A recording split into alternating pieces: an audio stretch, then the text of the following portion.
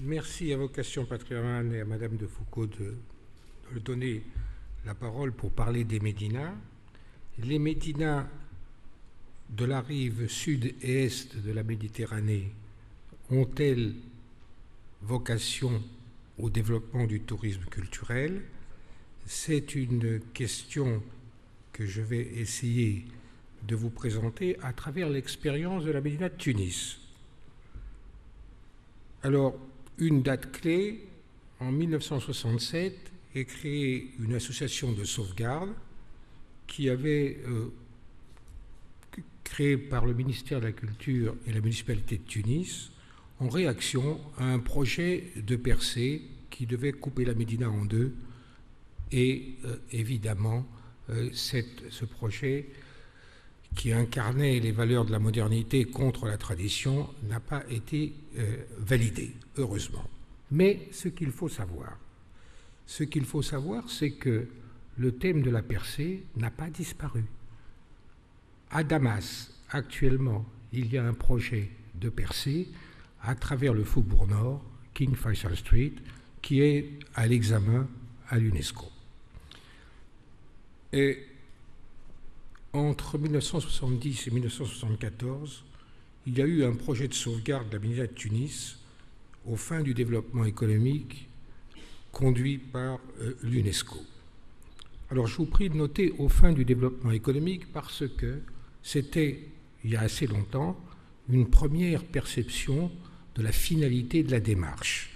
Et dans le patrimoine que l'on abordait dans ce projet, il y avait évidemment le patrimoine matériel, les monuments historiques, mais également le patrimoine immatériel, les arts et traditions populaires et l'artisanat. La question du tourisme était posée également à partir de cette première approche. Alors, entre 1974 et 1985, on a eu des opérations de réhabilitation d'un quartier de Tunis, la Hafsia, qui était un trou de 13 hectares dans une ville de 100 hectares. Alors la démolition a commencé en 1918. C'est pour vous dire qu'on travaille sur le long terme. Quels sont les objectifs de la sauvegarde et quelles sont les stratégies? Alors ce projet de sauvegarde formulé en 1974 avait pour objectif prioritaire l'arrêt de la todification de l'habitat par la mise en œuvre du programme de réhabilitation des logements insalubres, la protection et la consolidation des immeubles menacés en ruine, la restauration progressive des lieux de culte, mosquées, médrasa, zaouïa, et des monuments historiques classés ou à classer. La réhabilitation et la réaffectation des palais et demeures désaffectés en musées, sièges d'associations ou de services publics. En ce sens, on suivait les conseils de Viollet-le-Duc qui disait pour sauver un bâtiment, il faut lui donner une fonction. Alors cette stratégie de sauvegarde a été mise en œuvre, mais elle a souffert, premièrement, de la non-approbation juridique du plan de sauvegarde et de mise en valeur. Elle a souffert des problèmes budgétaires aléatoires à une époque où les banques ne s'intéressaient pas à la question de la sauvegarde. La Banque mondiale n'a pas participé, on n'est pas au temps où aujourd'hui la Banque européenne d'investissement et autres institutions apportent leur concours. Donc c'était pour toujours, pendant ces périodes, c'était des investissements nationaux. Alors, le troisième point de la difficulté, c'était les contraintes d'un marché foncier et immobilier dépendant de la situation d'indivision des ayants droit. Alors c'est une question fondamentale qui est en train de trouver solution. Quels sont les effets de ce projet de sauvegarde? Alors, ce projet de sauvegarde, implicitement mis en œuvre, mais non approuvé explicitement, a eu des effets considérables sur le tourisme. La médina de Tunis est inscrite dans la plupart des circuits et des excursions touristiques organisées par les agences de voyage et les tours opérateurs.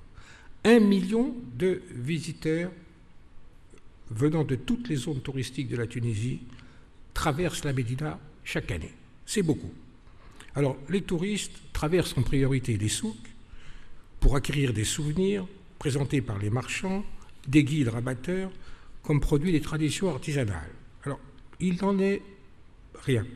Ces souvenirs sont en fait malheureusement des objets de pacotille, souvent manufacturés en usine, aussi bien en Tunisie qu'à l'étranger.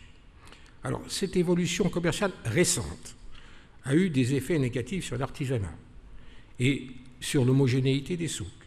Mais plus grave, elle induit en erreur les visiteurs curieux des arts et traditions populaires, de la culture arabe et de la civilisation islamique.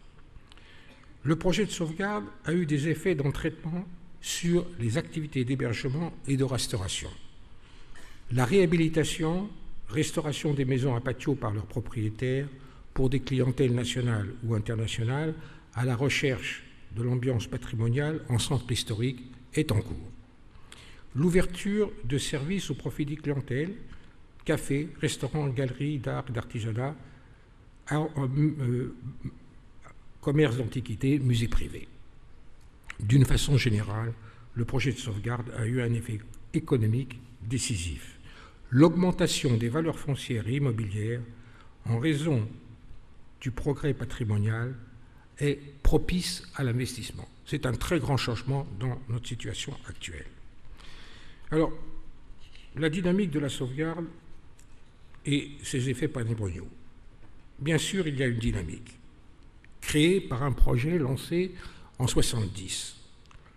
Et actuellement, entre 2008 et 2010, la municipalité de Tunis a créé un nouvel itinéraire de tourisme dans la Médina. Alors, cette opération a été conduite par l'association de sauvegarde. Elle a consisté à mettre à la norme l'ensemble des réseaux divers, à restaurer les façades des maisons privées et à paver les rues, créer des placettes, planter des arbres. C'est une opération extrêmement intéressante parce qu'elle a supposé une coordination avec l'ensemble des acteurs qui interviennent en Médina. Je vais vous demander de conclure, si vous le voulez bien. Pardon. Je vais vous demander de conclure parce que vous en êtes à 8 minutes. Ça y est, c'est fait. Je vous conclue tout de suite. Alors, le tourisme, comme conquête sociale du siècle dernier, pourrait devenir, compte tenu des aspirations au dialogue des civilisations, une conquête culturelle. Pour promouvoir ce tourisme, il serait bon, il conviendrait de mieux comprendre les aspirations des populations qui partent en vacances et les satisfaire dans les formes d'accueil et d'hébergement appropriées. Je vous remercie de votre attention. Merci beaucoup.